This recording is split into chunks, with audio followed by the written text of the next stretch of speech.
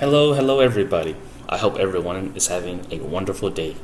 This is a very interesting article that I found about sea urchins, and I hope you guys will enjoy it. There's lots of information, so let's dive into this. And this is just a table of contents giving you a highlight of what's to come in this presentation. So this article is a research conducted by David Velez and his colleague. They are basically looking at the sea urchin Centrostephanus sylvia over long distance and to see if is there any kind of correlation between the two sea urchins that are located at two different locations. It was published recently this year, on November 4th, 2021. And if you're interested to read the actual article, the link is down below. Please check it out if you're interested. So this was the location of the research. As you can see, it is 3 small islands on the west coast of Chile, down in South America. So basically, they're looking at the sea urchin between these 2 islands. But however, the islands that makes up Juan Fernandez Archipelago are actually 2 islands, and we'll be referring to them as the Robinson Island and the Alejandro Islands, or the Selkirk Islands in this presentation, and then also the Desventuradas Islands.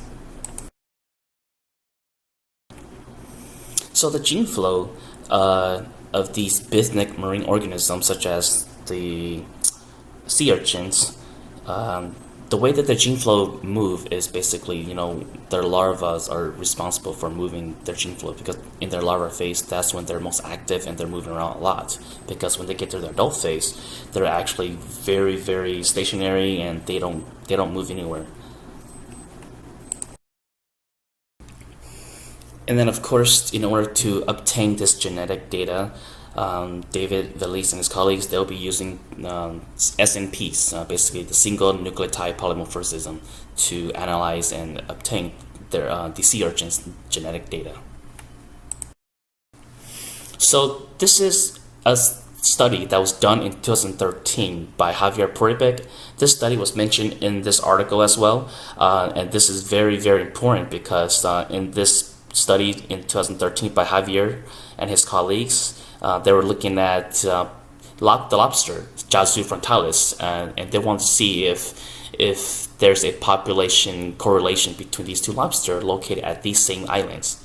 Okay, and so Javier and his colleague, they've concluded that there is a high gene flow in species that has a platonic larval stage, such as the lobster.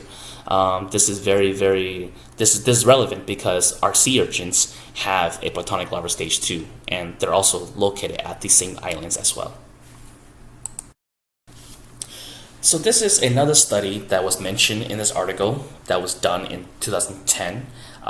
This prior study was basically looking at the sea urchin Centrostephanus rogersii between Australia and New Zealand. It is important that the sea urchin, though they're not the same sea urchin species as the one that is in this article. However, these 2 sea urchins are very, very closely related species, and so in this research that was done in 2010, Megan Huget and her colleagues, they've concluded that the 4th-month larval stage for this sea urchin, C. rogersii, it allowed the species to disperse over long distance between Australia and New Zealand. And so this is very, very relevant for this research, for the sea urchin Centrostephanus sylvia that we are currently analyzing. So the purpose of this research in this article, it was to estimate the connectivity and the population differentiation of the sea urchins Centrostephanus sylvia in these South American islands. David Velez and his colleague, their hypothesis was that because there was evidence that showed that another sea urchin species, they were able to disperse over long distance in their larval stage. They hypothesized, saying that the sea urchin here in South America would also not show any genetic differences in these islands. And basically what that means is that David Valise and his colleagues, they think that the sea urchins that's found at these three different islands, they're separated over by 800 kilometers, very large distance. They think that these sea urchins, because there's no genetic differences, they think that these sea urchins are the same they're the same sea urchin species. So a total of 92 specimens was actually collected from scuba diving in shallow water. 61 of these specimens came from the Juan Fernandez Archipelago Islands, which is the two islands, and 31 of these species came from the Desventura Islands, specifically the San Ambrosio Island. So this is a very gnarly looking picture, right? Yeah, so basically this is the chewing organs, basically the mouth of the sea urchins. This is also known as the Aristotle's lantern. Why is this important? Well, they actually took small muscle sample from this chewy organs, and they preserved them in 95% alcohol, using polymerase chain reaction or PCR plates. They use these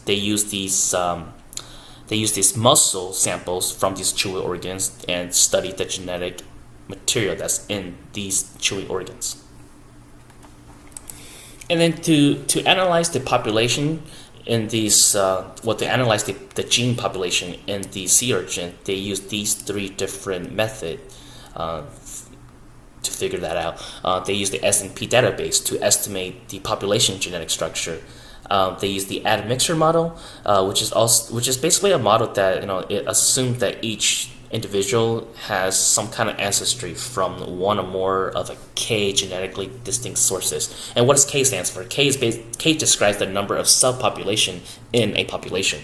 And then they use the dive migrate function, which is used to estimate the direction and the magnitude of the gene flow between these species. And this is the results from this research.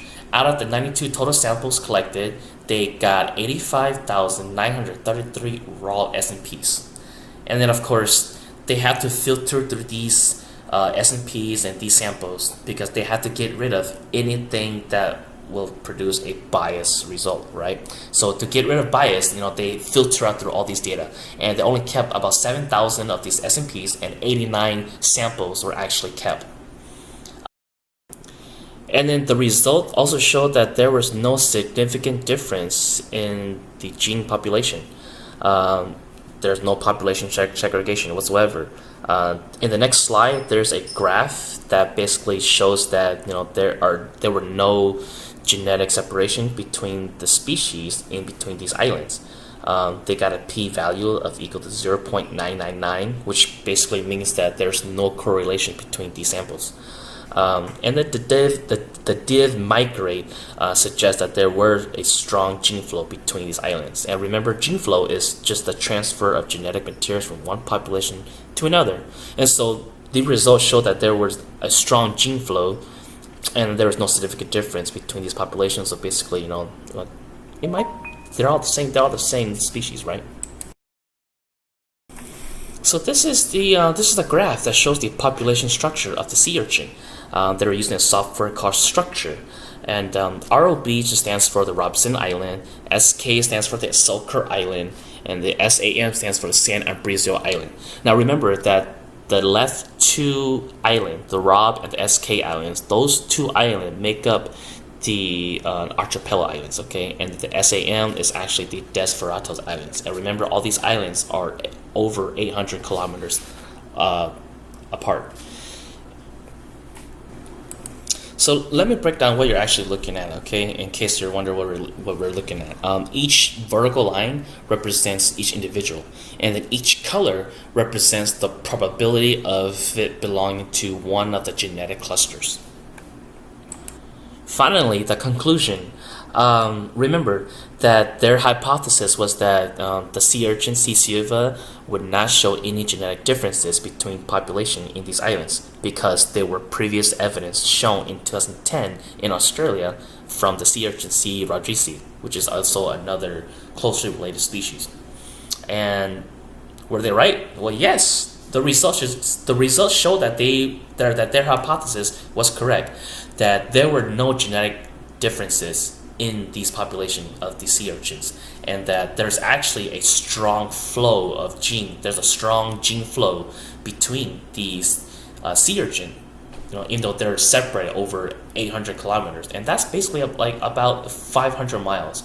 So that's a very, very large distance, and so they suggest that they concluded that the gene flow, the transfer of genetic materials from one population to another, it probably occurred when in their larva stage, because that's probably the stage where the sea urchins are most active. Because by the time they become adult sea urchins, they don't move very much. They don't migrate no more, and they have very low mobility.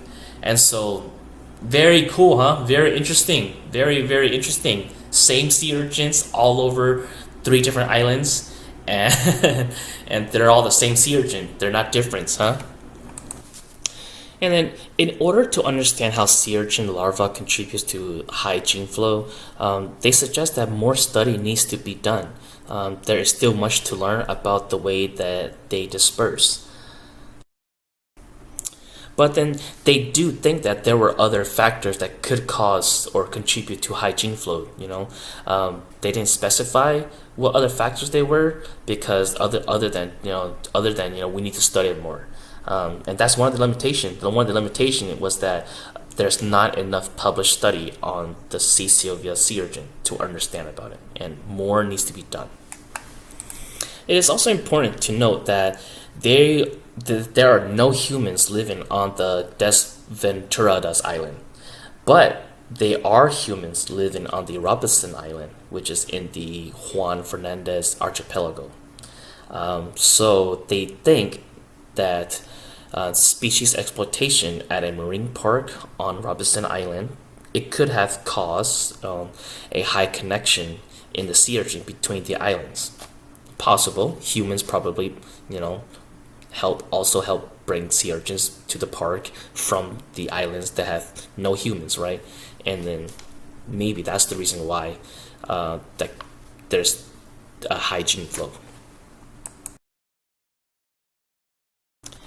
And this is my reference pages. Thank you very much for taking your time to watch through this presentation. I hope you learned something about the sea urchins. I thought it was super, super cool, only because I like to eat sea urchins, and so learning about them more in depth like this is very, very interesting. And I was very intrigued. I actually enjoyed reading this article, and it was a good article.